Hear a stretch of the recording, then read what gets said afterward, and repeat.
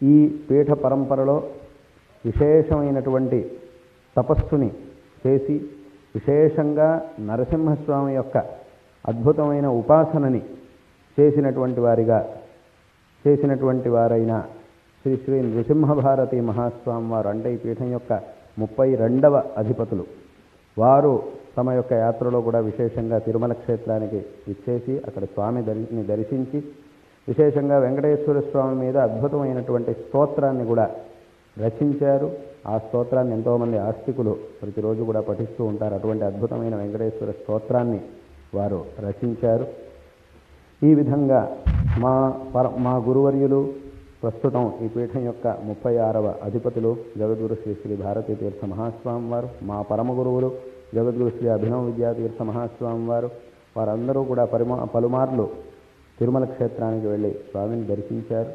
కాబట్టి ఈ విధంగా ఒక విశేషమైనటువంటి సంబంధం ఈ తిరుమల తిరుపతి క్షేత్రానికి, శృంగేరి శారదా పీఠానికి